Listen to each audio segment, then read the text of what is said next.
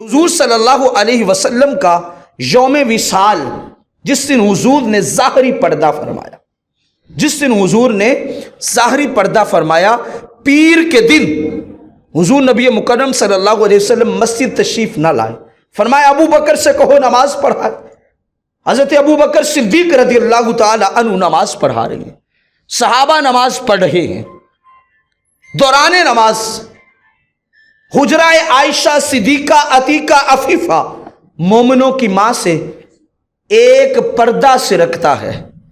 اس پردے کے سرکنے کے بعد حضور صلی اللہ علیہ وسلم کا چہرہ وضحا باہر نکلتا ہے۔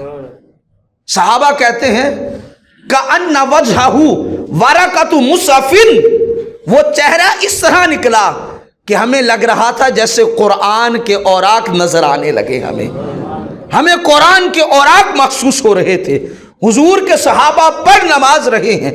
آپ دیکھیں جنہیں نصیب ہوئی یہ سعادت، جب مسجد نبوی میں جائیں تو کعبۃ اللہ کی طرف رخ کر کے نماز پڑھیں تو حجرہ عائشہ بائیں جانب آتا ہے جہاں حضور کا روضہ انور ہے۔ صحابہ نماز خدا کی پڑھ رہے ہیں، رخ کعبۃ اللہ کی طرف ہے۔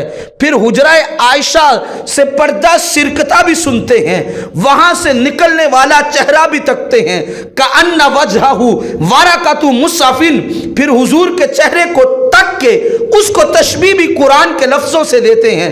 ثم تبسم، پھر حضور مسکراتے ہیں۔ صحابہ حضور کو دیکھ رہے ہیں، مسکراتے ہوئے بھی دیکھ رہے ہیں۔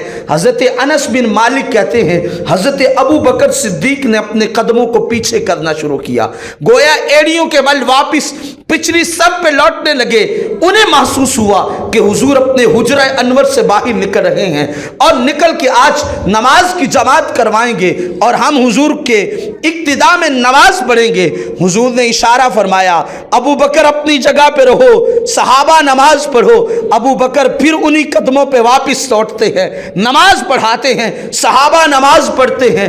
بھائی مسجد نبوی ہے، حجرہ عائشہ سے حضور نکلتے ہیں، نماز حضور پڑھاتے ہیں، حضور صلی اللہ علیہ وسلم اشارہ فرماتے ہیں، صحابہ اشارہ بھی دیکھتے ہیں، مصطفیٰ کا چہرہ بھی دیکھتے ہیں، رخ دوسری جانب بھی پھیرتے ہیں، نماز پھر بھی ہو جاتی ہے۔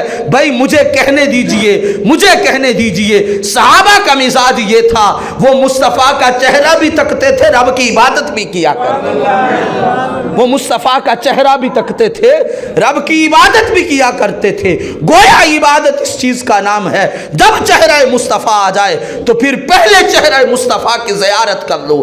اگر اس کی زیارت پالی پھر بندگی خدا میں آ گئے تو پھر اس مقام کا، اس نماز کا وہ منصب ہوگا جو کسی اور کے نصیب میں نہیں آ سکتا۔ صحابہ قربان جاؤں تمہارے مقدروں پہ، تم حضور کے چہرہ انور کو بھی تکتے تھے اور نماز کو بھی پڑھتے تھے۔ یہ وہ دن تھا، صحابہ کہتے ہیں یہ وہ دن تھا جس دن حضور صلی اللہ علیہ وسلم اس دنیا فانی سے پردہ فرما گئے تھے۔ یہ حضور کے وصال پر ملال کا دن تھا۔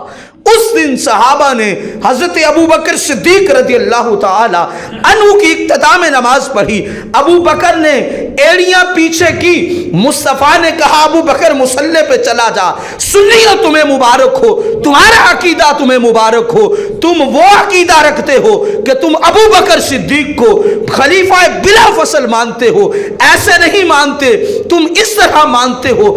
آخری گھڑیوں میں مصطفیٰ نے جسے اپنے مصلی پہ کھڑا کیا اس کا نام ابو بکر صدیق ہے، اس کا نام ابو بکر صدیق ہے رضی اللہ تعالی عنہ۔